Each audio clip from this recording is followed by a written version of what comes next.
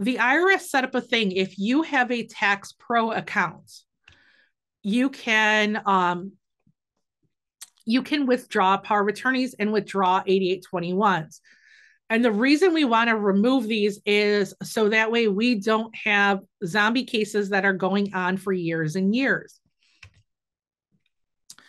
So, like I said earlier, previously we had to do a CAF FOIA and we would get volumes and volumes of pages in a note doc that was like, okay, you'd be going through this stuff for, hours to try and get, a small decisive list of stuff that was there.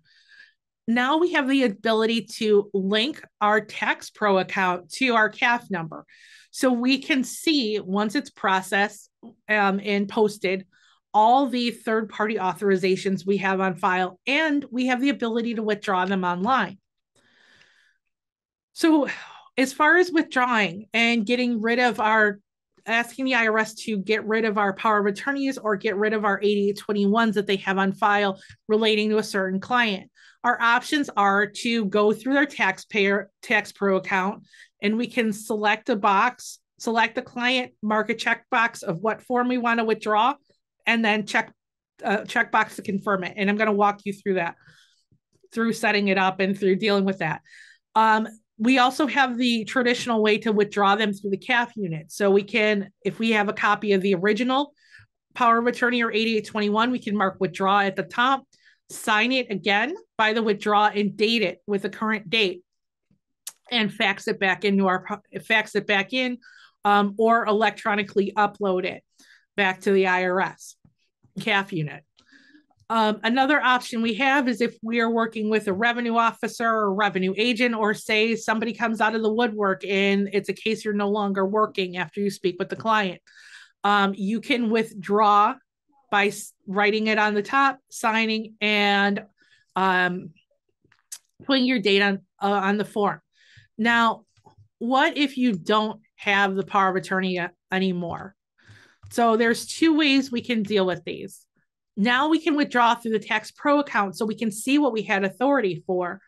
Or what we can do is we can send the IRS a letter that includes the client's names, the client's ID, whether we had an original power of attorney or an 8821, what years and forms we were authorized for, and include our current signature and date. And the letter would look something like this. We would have our, the taxpayer's name and social, what forms, what periods, our current date, and our name on it. So that's a sample of a withdrawal letter. But once the case is withdrawn, the IRS is going to send a letter to your client letting them know, and you're going to get a copy of a letter that says, you withdrew from this taxpayer's case. Now let's walk through linking your CAF number with your Tax Pro account, because this is the great new tool that's available right now. So if you go to the IRS website, so just irs.gov, up at the top, there's a section for us marked Tax Pros. And we want to use our Tax Pro account and sign into our Tax Pro account. If you have you should, by this point, everybody should be converted to an ID Me. So you want to sign in with your ID Me and put your email password in and select to sign in, and then have them text you a code. Then they're going to send you a code and you're going to select to continue. And then we're going to be in our Tax Pro account. If you're just getting started, there should be a thing up top in the light blue box to go link your CAF number to your account profile. So we want to opt for that. And then it should say link a CAF number. Because I had already done mine, it's saying link another CAF number. So, but yours will say link your CAF number. In order to do this, for the IRS to verify that you're linking it, they will send you a PIN number. So you're going to have to request a PIN. It's going to come in the mail to whatever address is attached to your CAF account. And then and then they will mail it back. So you're just going to give them first the CAF number you want linked to your account and request the PIN. When you get your PIN back in the mail, you're going to go through the whole login process again in a few weeks and enter your PIN, put in the PIN number they gave you and your CAF number again and submit it. Now, what's cool is once that's done, this link up top that says taxpayers will be active, and you're going to be able to see all the clients that you have on your account. It'll have a list.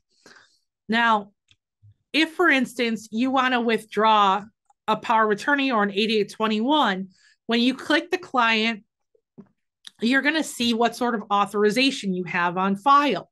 So in this case, when I set up my CAF, I had an 8821 on myself. So what I want to do at this point is I want to withdraw. So by checking that box down at the bottom and clicking the withdrawal, it's going to take my authority on my 8821 off the record. And I just verify that I want to do this withdrawal. So that's actually the simple way that they have now, or the simple thing that they have set up now. So it's great. It's very functional. You know, years ago, we would have to go through the process of waiting weeks and weeks and weeks, sometimes months for a CAF FOIA. Now, within a matter of clicks, we can remove clients from our prior authorizations. So, I mean, that's made life a lot easier.